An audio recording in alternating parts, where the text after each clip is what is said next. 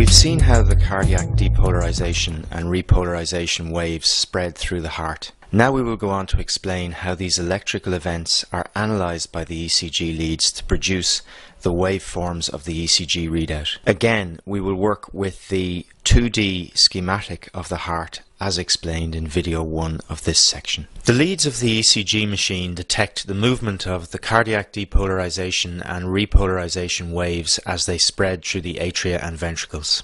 Leads capable of detecting electrical signal are placed on the patient's body, and the different lead positions record the flow of current through the heart from different perspectives. In this way, the ECG recording can give us information about disease processes affecting different anatomical regions of the organ. We'll see how this works later, but for now we need to understand how the individual ECG leads analyze and record cardiac current. In any ECG lead, the flat line recorded on the readout when no net current is flowing is termed the isoelectric line. It is very important to realize that all of the ECG leads on the ECG machine are set up in such a way that depolarizing current moving towards a lead produces a deflection on the ECG paper above the isoelectric line, a positive deflection, while depolarizing current moving away from the lead produces a deflection below the isoelectric line, a negative deflection. In contrast, repolarizing current has the opposite polarity to depolarizing current. Therefore, repolarizing current moving towards a lead produces a negative deflection on the paper, while repolarizing current moving away from the lead produces a positive deflection. As the depolarization and repolarization waves spread over the normal heart in a well-defined and relatively constant pattern, these rules mean that if we know the position of an ECG lead relative to the heart, we can predict the form of readout it records. We'll come back to the nomenclature and position of all 12 leads later, but for now let's see how this works in two of the 6 so-called chest leads, V1 and V6. Lead V1 is placed on the anterior surface of the patient's chest in the 4th right intercostal space to the right of the sternum, and therefore to the right of the bulk of the ventricles. In contrast, lead V6 is placed on the patient's chest in the 5th intercostal space, mid-axillary line, and looks at the heart from the left of the ventricles. During each cardiac cycle, atrial contraction is associated with a wave of depolarization spreading over the chambers. As the atria sit at the back of the chest cavity, this wave of depolarization is not only spreading downwards and towards the left from the SA node, but also outwards toward the front of the chest and therefore towards the chest leads. As this depolarizing current is moving towards the leads, it produces a positive deflection on the ECG paper. This is the P wave of atrial depolarization.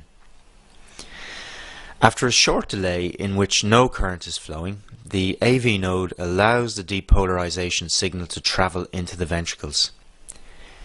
As we've seen, the mid-zone of the interventricular septum is the first piece of ventricular muscle to depolarize, and it does so by signals spreading across the septum from the left towards the right bundle branch.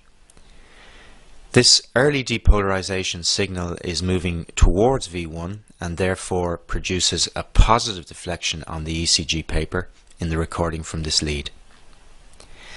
However, this septal current is moving away from lead V6, producing an initial negative deflection in this lead. As the septum continues to depolarize, the depolarization wave spreads out over the muscle mass of the ventricles. To understand what happens next in the recordings, it is important to realize that the magnitude of the electrical signal generated by depolarizing muscle is directly proportional to the mass of muscle generating it. What this means is that the more muscle present, the more electrical signal generated, and the more signal the ECG machine detects. The left ventricle has a much greater muscle mass than the right, and so dominates the electrical signal of ventricular depolarization in all leads. Therefore, as the wave of electrical activity reaches the main muscle mass of the ventricles, the left ventricular signal overwhelms all other signals, and as it is moving away from V1, the deflection produced on the ECG recording from this lead becomes negative. In contrast, however, this signal is moving towards lead V6, producing a strong positive deflection. The flow of depolarizing current around the ventricles is recorded as the QRS complex, and as we've just seen, the morphology of the QRS complex differs predictably in the ECG leads depending on their position relative to the heart. We'll come back to the precise nomenclature of the QRS complex later. When ventricular depolarization is complete, there is a brief period when no current is flowing and the recording returns to the isoelectric line. This period ends with the onset of ventricular repolarization.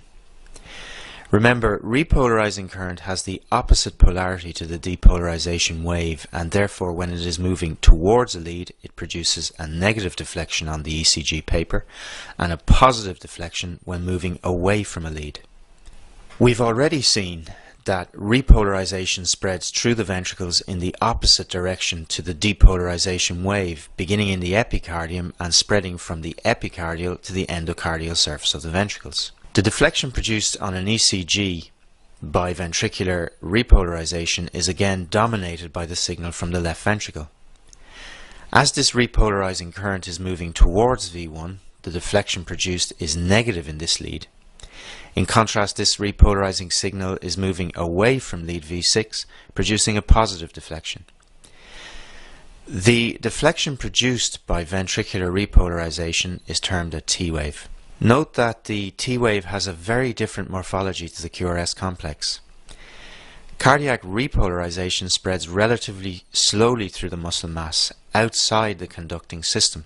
Hence, the T wave is considerably longer in duration and therefore broader on the ECG paper compared to the QRS complex.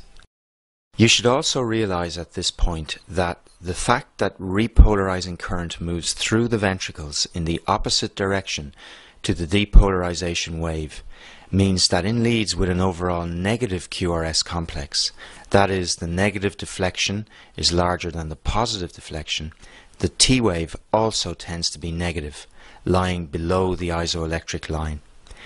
While in leads with an overall positive QRS complex, the T waves are also positive, lying above the isoelectric line. To use the jargon, in non-diseased hearts, the QRS complexes and T waves tend to be concordant. There are important exceptions to this rule, which we will deal with shortly. Just to tie up a loose end, atrial repolarization produces a relatively weak electrical signal which is buried in the QRS complex and is generally not detectable on a standard 12-lead ECG. In the next video, we will try and ensure that you are familiar with the nomenclature of the ECG recording.